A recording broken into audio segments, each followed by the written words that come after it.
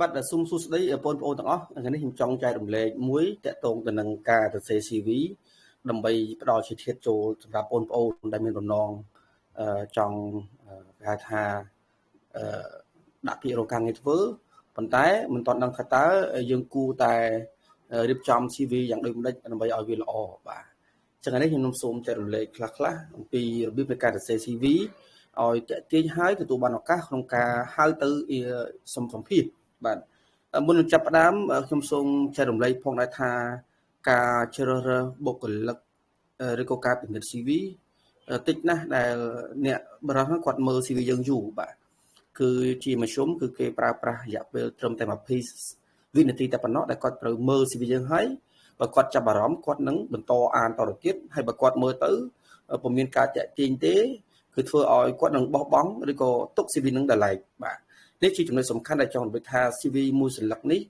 គឺជាតួអង្គសំខាន់ដែលអ្នករកបុគ្គលិកស្គាល់អំពីយើងជាអ្នករកការងារធ្វើបាទស្គាល់អំពីចរិតលក្ខណៈស្គាល់អំពីសមត្ថភាពស្គាល់អំពីការរៀបចំរបស់បេក្ខជនអញ្ចឹងបេក្ខជនត្រូវតែយកចិត្តទុកដាក់ឲ្យបានខ្ពស់ក្នុងការរៀបចំ CV របស់ខ្លួនឲ្យបានល្អប្រសើរជៀសវាងកុំឲ្យការដាក់ CV ទៅពុំទាន់ទទួលបានលទ្ធផលល្អឬក៏មានប្រព័ន្ធនិយាយថាដាក់ CV ច្រើនដងប៉ុន្តែមិនទទួលបានការហៅខលសម្រាប់សម្ភាសន៍អញ្ចឹងមូលហេតុដែលគេមិនហៅខលសម្រាប់សម្ភាសន៍វាមានតួអង្គវាមានរឿងរ៉ាវច្រើនបាទវាមានរឿងរ៉ាវច្រើនក្នុងករណីទី1អាចដោយសារតែគាត់ទៅសេ CV មិនបានល្អខុសមេតិកាជាករណីមួយការប្រើប្រាស់ពាក្យពេចន៍ឬក៏ format ទម្រង់វាមិនស្អាតឬក៏មិនសមរម្យទី2ទី3លក្ខខណ្ឌរបស់ការងារនោះវាខុសពីអ្វីដែលបេក្ខជនមានបាទមួយទៀតគេហៅថាម៉េចកន្លែងនេះគេត្រូវការមនុស្សប្រភេទនេះប៉ុន្តែយើងអាចវាខ្ពស់ពេកវា higher level ពេកធ្វើឲ្យគេនឹងមិនហៅយើងមានដែរករណីចុងក្រោយមួយគឺគូតែចាប់អារម្មណ៍ត្រង់ថានៅពេលដែលបេក្ខជនគាត់ភ្លេចក្នុងការដាក់លេខទូរស័ព្ទឲ្យបានត្រឹមត្រូវបាទនៅពេលដែលគាត់ដាក់លេខទូរស័ព្ទមិនបានត្រឹមត្រូវគឺជាការប៉ុណ្ណាគេមិននឹងខលគាត់តាមនយោបាយណាទេបាទនេះជាបទពិសោធន៍ដែលខ្ញុំបានជួបប្រទះកន្លងទៅហើយក៏បានសិក្សាស្វែងយល់បន្ថែមទៀតដើម្បីឲ្យបងប្អូននឹងបានត្រៀមខ្លួនរៀបរាល់ហើយទុក CV គឺជាអ្នកនាំសារដ៏ល្អបាទជាតួអង្គដ៏ល្អដើម្បីភ្ជាប់យើងទៅនឹងអ្នកសម្ភាសន៍បាទឬក៏គេថាម៉េចភ្ជាប់យើងទៅនឹងអ្នកបុគ្គលិកដើម្បីមានឱកាសទៅដំណាក់កាលទី2គឺសម្ភាសន៍បាទអញ្ចឹងយើងនឹងចែករំលែកអំពីការសរសេរ CV ឲ្យបានតាក់ទាញស្របទៅនឹងតម្រូវការរបស់នយោជកបាទនយោជកបាទយើងជានយោជកបាទអញ្ចឹងយើងត្រូវតែប្រើប្រាស់ពេលវេលាឲ្យមានតម្លៃក្នុងការសរសេរ CV របស់យើងបាទព្រោះសរសេរ CV មិនល្អគឺគ្មាននរណាមួយចាប់អារម្មណ៍យើងទេហើយខ្ញុំរំលឹកអំពីតួអង្គ3សំខាន់នៅក្នុង CV ទី1គឺមេត្តាថាតើយើងគួរតែដាក់មេត្តាណាខ្លះនៅក្នុង CV យើងទី2ការពិនិត្យលើអាការៈវិរុទ្ធទី3គឺការប្រើប្រាស់ខ្លឹមសារពាក្យបាទ spelling របស់យើងនឹងឲ្យល្អបាទហើយជាការពិតដើម្បីបានការងារមួយដែលបងប្អូនចង់ធ្វើវាមិនមែនតតែមាន CV ទេវាអាស្រ័យទៅលើប្រភេទឬក៏តម្រូវការរបស់ស្ថាប័ននោះបាទឬក៏ក្រុមហ៊ុននោះបាទមូលហេតុដែលខ្ញុំនិយាយដូច្នេះគឺដោយសារតែលក្ខខណ្ឌនៃការទទួលបុគ្គលិកគឺគេមានលក្ខខណ្ឌផ្សេងៗគ្នាបាទលក្ខខណ្ឌខ្លះគឺតម្រូវឲ្យទៅសេ CV លក្ខខណ្ឌខ្លះគឺបំពេញទម្រង់ដែលគេមានស្រាប់លក្ខខណ្ឌខ្លះគឺបំពេញតាមប្រព័ន្ធអនឡាញអញ្ចឹងគេមានទម្រង់ច្រើនស្របទៅតាមបច្ចេកវិទ្យាឥឡូវនេះបាទអញ្ចឹងខ្ញុំនឹងចែករំលែកអំពីតួអង្គសំខាន់ស្អីទៅជាប្រវត្តិរូបហើយហេតុអីចាំបាច់មានប្រវត្តិរូបហើយនៅក្នុងប្រវត្តិរូបឬក៏ CV ហ្នឹងយើងគូបញ្ចូលជាមួយអ្នកខ្លះបាទហើយទី4គឺគំរូឬក៏ sample នៃប្រវត្តិរូបនឹង CV ហ្នឹងអញ្ចឹងដើម្បីឲ្យងាយស្រួលខ្ញុំសូមប្រើពាក្យថា simple CV ចេះដើម្បីសម្ដៅទៅលើប្រវត្តិរូបសង្ខេបរបស់យើងបាទអញ្ចឹងប្រវត្តិរូបសង្ខេបដើម្បីដាក់គេខ្លះគេហៅថា CV ខ្លះគេ resume អញ្ចឹងពីរនេះក៏ខុសគ្នាដែរតែយើងកុំទាន់មានវែងញែកយើងបន្តទៅមើលតួអង្គសំខាន់សិនបាទអញ្ចឹងប្រវត្តិរូបគឺជាអ្វីបាទជាប្រវត្តិរូបគឺជាអ្វីដែលបងប្អូននឹងត្រូវបង្ហាញឲ្យអ្នកដែលអានហ្នឹងគាត់ចាប់អារម្មណ៍មកលើយើងអញ្ចឹងគេមានកម្រិតនៃការបង្ហាញណាកម្រិតនៃការបញ្យល់គេមិនព្យាយាមគេមិនប្រាប់រឿងទាំងអស់ទេបាទគេប្រាប់រឿងសំខាន់ទេ រឿងណាដែលតាក់ទងទៅនឹងតំណែងឬក៏មុខងារដែលគេកំពុងធ្វើទៅគេដាក់ចូលក្នុង CV មួយហ្នឹងបាទគេមិនដាក់គ្រប់រឿងទេអញ្ចឹងយើងនឹងសិក្សាលម្អិតបាទថាតើគឺជាអ្វីបាទអញ្ចឹងគឺជាការបង្ហាញព័ត៌មានរបស់យើងបាទអំពីប្រវត្តិការងារប្រវត្តិការរក្សាចំណងចំណូលចិត្តយើងមួយចំនួនទៀតយើងទៅដាក់ក្នុង CV របស់យើងនឹងបាទដើម្បីឲ្យអ្នកដែលអានហ្នឹងគាត់យល់ច្បាស់មួយកម្រិតបាទបន្ថែមទៀតអំពីបុគ្គលិកលក្ខណៈសមត្ថភាពឬក៏សក្តានុពលនៃបេក្ខជនមួយបាទគឺជាការបង្ហាញពីប្រវត្តិខ្លះបាទគឺប្រវត្តិខ្លះខ្ញុំប្រាប់ពីប្រវត្តិខ្លះគឺចំន័យថាយើងមិនមែនប្រាប់គ្រប់រឿងទាំងអស់ទេបាទយើងប្រាប់ទៅរឿងខ្លះទេបាទហេតុអីបានចាំបាច់ត្រូវមាន CV បាទអញ្ចឹងប្រពន្ធអាចឆ្លើយបានជាហេតុផលមកចំពោះការដាក់អាហារូបករណ៍គេទៅការ CV បាទដាក់ពាក្យរកការងារធ្វើក៏ CV បាទអញ្ចឹងមានតម្រូវការច្រើនបាទអញ្ចឹង CV គឺជាกระดาษមួយសន្លឹកឬក៏ពីរសន្លឹកដែលជាប្រវត្តិរូបរបស់បងប្អូនដើម្បីបង្ហាញអំពីសមត្ថភាពរបស់បងប្អូនបាទអញ្ចឹងបាននៅក្នុងភាសាខ្លះគេថាគឺជាกระดาษមួយសន្លឹកបាទជាអ្នកប្រម៉ូទយើងបាទជា sale ជាអ្នកជួយជាតួអង្គមួយជា agent មួយជាភ្នាក់ងារមួយដើម្បីគេថាលក់យើងបាទលក់យើងគឺថាគឺគេជាអ្នកដែលបង្ហាញជួយប្រម៉ូទយើងឲ្យស្គាល់ឲ្យគេស្គាល់បាទអញ្ចឹងគឺជាกระดาษមួយសន្លឹកដែលផ្សព្វផ្សាយដែលបង្ហាញដែលរៀបរាប់អំពីសក្តានុពលបាទគឺខ្ញុំប្រាប់ពីថាសក្តានុពលណាមិញចំណុចខ្សោយគេមិនសូវនិយាយក្នុង CV បាទបង្ហាញពីភាពខ្លាំងរបស់បងប្អូនបាទដើម្បីបងប្អូននឹងយកទៅដាក់ពាក្យរកការងារធ្វើឬក៏ដាក់ពាក្យយកអាហារូបករណ៍ទៅតាមតម្រូវការផ្សេងបាទអញ្ចឹងវាមានច្រើនទម្រង់បាទនេះគឺជាការប្រើប្រាស់ CV បាទអញ្ចឹងយើងលើកឡើងអំពីចំណែក3ដែលបងប្អូនត្រូវការប្រើប្រាស់ CV ទី1គឺដើម្បីរកការងារធ្វើដាក់ពាក្យអាហារូបករណ៍ទី3គឺចុះកម្មសិក្សាការងារក៏ត្រូវគេត្រូវការ CV ដែរជាក់ស្ដែងនៅពេលដែលខ្ញុំបញ្ជូននិស្សិតទៅហាត់ការនៅតាមអង្គភាពពាក់ព័ន្ធក៏យើងត្រូវរៀបចំ CV ដែរបាទជាការពិតនេះជាបទពិសោធន៍ជាក់ស្ដែងតែម្ដងបាទអញ្ចឹងតើនៅក្នុង CV ដែលជាគេហៅថាជាกระดาษដែលផ្សព្វផ្សាយដែលលើកកម្ពស់បង្ហាញអំពីសក្តានុពលរបស់យើងហ្នឹងតើយើងគួរតែមានមេត្តាអីខ្លះ content អីខ្លះបាទទាំងអស់គ្នាប្រហែលជានឹកឃើញថាអូប្រវត្តិរូបប្រហែលជាពីការកើតជាពីការសិក្សាជាពីការងារចំណងចំណូលចិត្តបាទស្អីទៀតបាទកម្ពស់គីឡូអីភេទអីចឹងទៅបាទអញ្ចឹងទីកន្លែងកំណើតថ្ងៃខែឆ្នាំកំណើតអញ្ចឹងគឺជាប្រវត្តិរូបរបស់យើងប៉ុន្តែនៅពេលដែលយើងដាក់ CV នៅក្នុងគោលដៅដែលខ្ញុំប្រាប់ថា3មិញនេះតើយើងគួរដាក់មាតិកាឬក៏ content អីខ្លះដែលសំខាន់ដែលវាមើលទៅបង្ហាញអំពីកម្រិតនៃសក្តានុពលរបស់យើងធ្វើឲ្យគេនឹងតាក់ទាញបាទខ្ញុំសូមរំលឹកឡើងវិញថាអ្នកដែលរកបុគ្គលិកបាទជាមធ្យមគេមិនព្យាយាមប្រើរយៈពេលច្រើននាទីដើម្បីមើល CV ទេយ៉ាងច្រើនបំផុត20សេកង់បាទ20វិនាទីដើម្បីគេមើលហើយបាទល្អគឺគេបន្តមើលទៀតបាទបន្តទៀតគេបាត់ចោលហើយបាទនិយាយពាក្យសម័យស្ដាប់សម័យស្រួលស្ដាប់អញ្ចឹងធ្វើឲ្យយើងមានតម្លៃអញ្ចឹងយើងគួរតែប្រើមេត្តាណាខ្លះនៅក្នុង CV របស់យើងបាទអញ្ចឹងខ្ញុំសូមចែករំលែកពីព័ត៌មានសំខាន់ក្នុងនេះយើងមាន6សកម្មភាព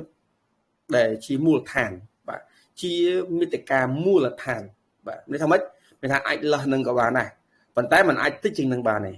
បាទมันអាចតិចជាងនឹងទេប៉ុន្តែអាចលើសនឹងបានអញ្ចឹងក្នុងនេះគឺមាន6វាមានព័ត៌មានតខ្លួន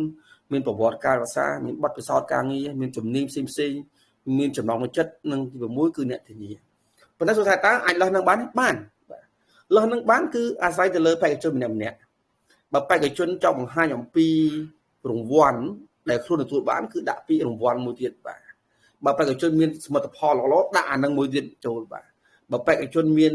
ចូលរួមវគ្គបណ្ដុះបណ្ដាលខ្លីៗដែលតាក់ទងទៅនឹងតំណែងដែលគេកំពុងរកហ្នឹងដាក់អានឹងនៅក្នុងមេត្តាទៀតបាទឃើញទេអញ្ចឹងមេត្តាគឺយើងមានច្រើនអាចបន្ថែមលើសពី6បានប៉ុន្តែឲ្យប្រកាសថាមេត្តាដែលបន្ថែមនោះវានឹងជួយប្រយោជន៍ឲ្យអ្នកមើលហ្នឹងចាប់អារម្មណ៍បងប្អូនឲ្យអ្នកមើលហ្នឹងគេស្គាល់អំពីកម្រិតខ្លាំងរបស់បងប្អូនមិនមែនដើម្បីបន្ថែមឲ្យឃើញច្រើនទេបាទបន្ថែមមកច្រើនមិនសំខាន់ទេតបលើពាក្យគេថាមិនខ្លីហើយខ្លឹមបាទអញ្ចឹងបន្ថែមតែចំណុចណាដែលសំខាន់ដែលយើងលេចធ្លោឲ្យគេឃើញហើយគេចាប់អារម្មណ៍លើយើងបាទនេះគឺជាអ្វីដែលខ្ញុំចង់រំលេចបន្ថែមហើយត្រង់ចំណុចនេះមានបងប្អូនខ្លះអាចឆ្ងល់ថា បងឬក៏លោកគ្រូខ្ញុំឃើញ CV ខ្លះមានទម្រង់ផ្សេងៗតែយើងទម្រង់មួយណាបាទ CV បងប្អូនប្រើទម្រង់មួយណាក៏បានដែរបាទ sample CV មានច្រើនទម្រង់ណាស់បងប្អូនប្រើមួយណាក៏បានដែរគឺគេមិនប្រកាន់ទេអ្វីដែលគេចាប់អារម្មណ៍បំផុតគឺប្រើប្រាស់ CV ឲ្យបានត្រឹមត្រូវបាទអញ្ចឹងគំរូណាក៏បានដែរក៏អាចប្រើប្រាស់បានដែរប៉ុន្តែប្រើប្រាស់ឲ្យត្រូវបាទបើបងប្អូនប្រើ CV គំរូនេះបងប្អូនត្រូវប្រកាសថានៅក្រោមមាតិកាហ្នឹងដាក់ព័ត៌មានអីខ្ញុំឧទាហរណ៍ថាទី1ព័ត៌មានតខ្លួនថាតើនៅក្នុង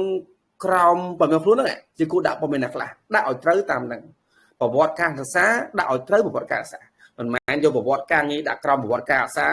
យកប្រវត្តិការសិក្សាដាក់ប្រវត្តិការងារគឺយើងដាក់ក្រោមខុសមាតិកាហើយបាទនឹងជារឿងគួរចាប់អារម្មណ៍បាទនោះសម្រាប់ទី1ដែលចង់បញ្ជាក់ជូនបាទគឺដាក់ព័ត៌មានឲ្យត្រូវតាមមាតិកាមួយរបស់គេកុំដាក់ខុសមាតិកាទី2ពួកខ្លះអាចឆ្ងល់ថាកន្លែងខ្លះខ្ញុំឃើញគេដាក់ប្រវត្តិការសិក្សាមុនប្រវត្តិបទពិសោធន៍កន្លែងខ្លះដាក់បទពិសោធន៍មុនការសិក្សាដាក់មួយណាមុនបាទអញ្ចឹងចំពោះខ្ញុំចង់ចែករំលែកទៅបងប្អូនថាពីនេះអាស្រ័យទៅលើសក្តានុពលរបស់បងប្អូនជាអ្នកដាក់ពាក្យជាបេក្ខជនបងប្អូនចង់រំលឹកឲ្យគេឃើញពីប្រវត្តិការងារមុនដែលយើងលោជាងគេសមិទ្ធផលខ្លាំងជាងគេដាក់អានឹងមុនក៏បានក៏ប៉ុន្តែបើបងប្អូនចង់បង្ហាញអំពីប្រវត្តិនៃការសិក្សារបស់យើងជាសិស្សបកែជាសិស្សដែលល្អដាក់អានឹងមុនគេក៏បានបាទអញ្ចឹងទី2ទី3ក្នុងនេះគឺយើងអាចដាក់អានឹងមុនក៏បានវាអាស្រ័យទៅលើស្ថានភាពរបស់បេក្ខជនជាក់ស្ដែងបាទ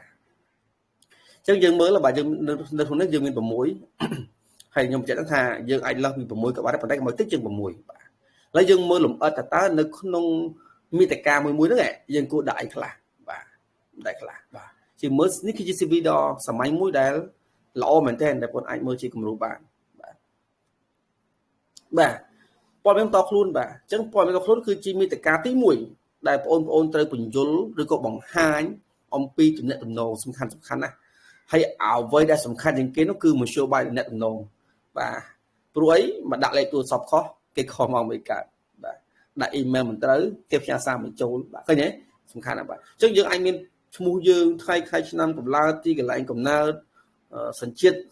ស្ថានភាពគ្រួសារបាទសញ្ជាតិស្ថានភាពគ្រួសារអាចជា option ជាជំរើសយើងចង់ដាក់ក៏បានមិនដាក់ក៏បានដែរបាទវាអាស្រ័យលើយើងឯងខ្លះគេដាក់គីឡូខ្លះគេដាក់អីហោហាយទៀតប៉ុន្តែគេអត់ចាំបាច់ទេបាទនៅក្នុង CV ខ្លះក៏គេមិនត្រូវការរូបថតដែរតែគេមិនចង់ឲ្យមានការរើសអើងភេទបាទទី2គឺនេះគឺជាគំរូបាទនៅពេលដែលបងប្អូនបានមាតិកាហើយយើងអាចទៅសេបែបនេះបាទជាឈ្មោះជាភាសាឡាតាំងជាភាសាខ្មែរខ្ញុំសូមធ្លាក់ជូនថា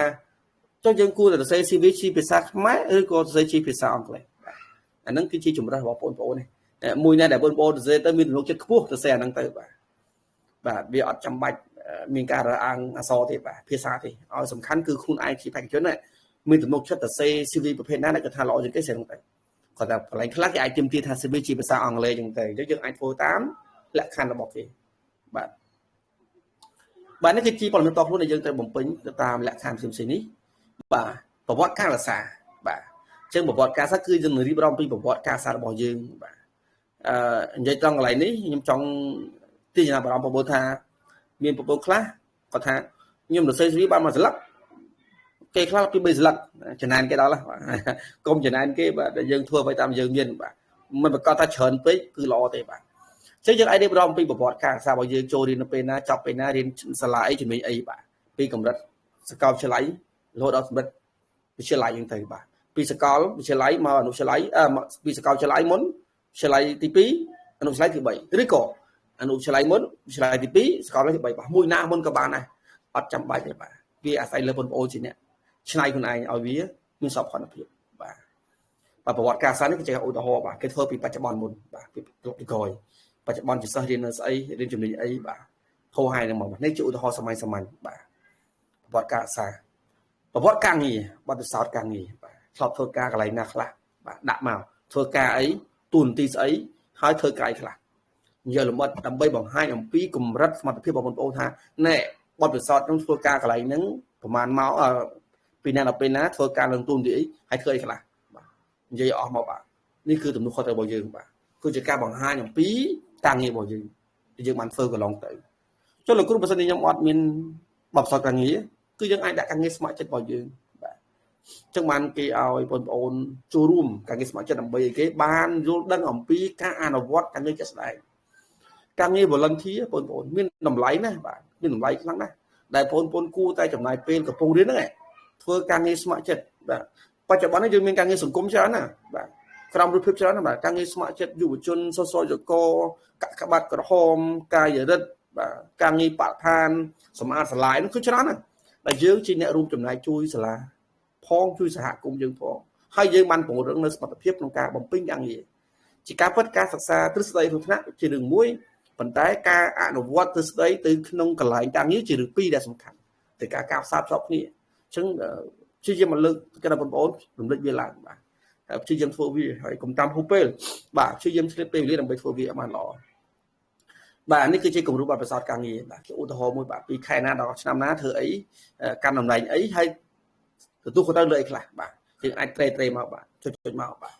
ដើម្បីបង្ហាញអំពីទំនួលខុសត្រូវរបស់បងប្អូនបាទទី3ជំនាញផ្សេងបាទអញ្ចឹងបងប្អូនអាចនិយាយអំពីជំនាញផ្សេងដែលបងប្អូនមានបាទភាសាបរទេសមានចេះភាសាអីខ្លះកម្រិតណាវិទ្យាចេះ computer ចេះ soft skill ជំនាញទៅនេះខ្លះបាទហើយបើសិនជាយើងមានស្អីបញ្ជាក់បន្ថែមទៀតគឺយើងរំលេចមកបាទដើម្បីឲ្យយើងអាចថែមទម្ងន់នៃ CV របស់យើងបាទនេះគឺជាគំរូដែលបងប្អូនអាចពិនិត្យមើលបាទកម្រិតជំនាញដែលយើងមាន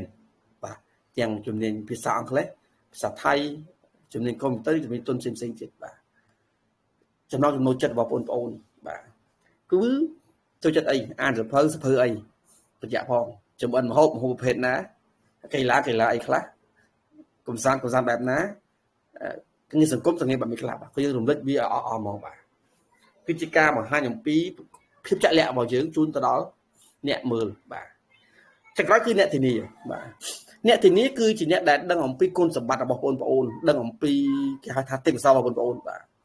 ហើយបងប្អូនត្រូវបង្ហាញអ្នកធានាហ្នឹងពីឈ្មោះទូរនទីលេខទូរស័ព្ទស្ថាប័នរបស់គាត់ជាដើមក៏ប៉ុន្តែគឺមានការហាមឃាត់គឺបងអូនត្រូវសុំការអនុញ្ញាតពីអ្នកធានាទាំងនោះសិនមុននឹងដាក់គាត់ជាអ្នកធានានៅក្នុង CV របស់បងប្អូនជៀសវាងកុំឲ្យពេលដែលក្រុមហ៊ុន call ទៅអ្នកធានានោះក៏អត់ដឹងថាបងអូនដាក់ឈ្មោះគាត់ចឹងមកគេត្រូវការរកអ្នកដែលស្គាល់ពីយើងបាទហើយបងអូនទៅជម្រាបគាត់មុនថាលោកគ្រូបងខ្ញុំសូមអនុញ្ញាតដាក់ឈ្មោះលោកគ្រូបងចូលទៅក្នុង CV របស់ខ្ញុំបាទជារឿងសំខាន់បាទហើយជាការកំណត់គឺបងអូនមិនត្រូវដាក់តួអង្គ2ទេ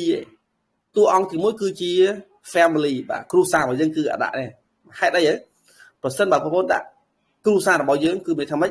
គឺ call ទៅគឺនឹងនិយាយល្អពីយើងហើយបាទអញ្ចឹងគេមិនដល់ទុកចិត្តទេទី2គឺ best friend មិត្តជិតស្និទ្ធក៏គេមិនអាចដាក់បានដែរបាទអញ្ចឹងដាក់អ្នកណាដែលគិតថា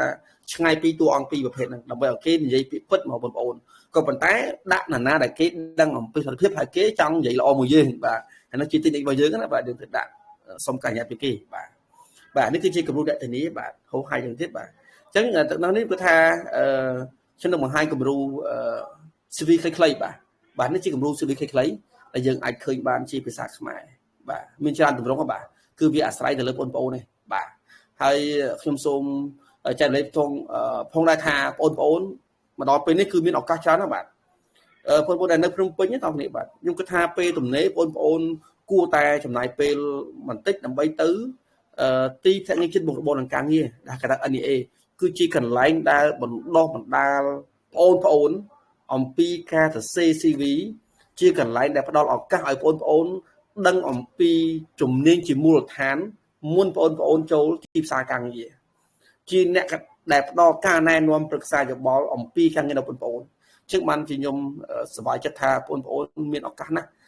មកដល់ពេលនេះគឺកុំភ្លេចធ្វើការតាក់ទងទៅមជ្ឈមណ្ឌលចិត្តមុខរបរនឹងការងារដែលហៅថា NEA នេះឥឡូវគឺគេមាន app ទៀតបាទ NEA Job Search app នេះបាទបងប្អូនអាចដឹងអំពីព័ត៌មានច្រើនណាស់អំពីការងារតម្រូវការការងារកម្មវិធីការងារវេទិកាការងារគឺមានច្រើនណាស់ខ្ញុំសង្ឃឹមថាបងប្អូននឹងប្រើប្រាស់ប្រព័ន្ធបណ្ដាញសង្គមឲ្យកាន់តែមានប្រសិទ្ធភាពហើយបងប្អូនដែលកំពុងតែរកការងារធ្វើនឹងអាចស្វែងយល់ពីឱកាសនេះនៅកន្លែងនឹងបានបាទ NEA បាទដែលមានទីតាំងនៅក្នុងក្រសួងការងារបាទជាប់វិទ្យាស្ថានសហប្រតិបត្តិការកម្ពុជាជប៉ុនដែលហៅថា CCC នៃសាកលវិទ្យាល័យភ្នំពេញបាទ ហើយទាំងអស់គ្នាត្រង់ចំណុចដែលខ្ញុំប្រាប់ថាមាន6ហ្នឹងគឺជាមូលដ្ឋានប៉ុន្តែបើសិនជាបងប្អូនចង់និយាយថាអូខ្ញុំមានរង្វាន់ជាជ័យលាភីអាចដាក់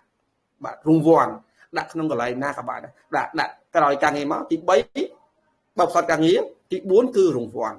លេខប្រមាណបានជាប់លេខប្រមាណបានមេដៃអីគឺដាក់អានឹងអស់មកបាទគឺដើម្បីបង្ហាញអំពីសក្តានុពលរបស់បងប្អូនបាទនេះគឺជាអ្វីដែលចង់រំលឹកហើយវាជាវីដេអូនៃការចែករំលែកខ្លីសង្ឃឹមថាវានឹងផ្ដល់ចិត្តចូលសម្រាប់បងប្អូនបន្ថែមទៀតហើយជាការផ្ដាំផ្ញើសូមបងប្អូនព្យាយាមប្រើប្រាស់ប្រព័ន្ធបច្ចេកវិទ្យាឲ្យកាន់តែល្អប្រសិទ្ធភាពនិងចង់ដឹងអំពីការងារមិនបាច់ទៅណាឆ្ងាយទេបាទទៅមជ្ឈមណ្ឌលការងារ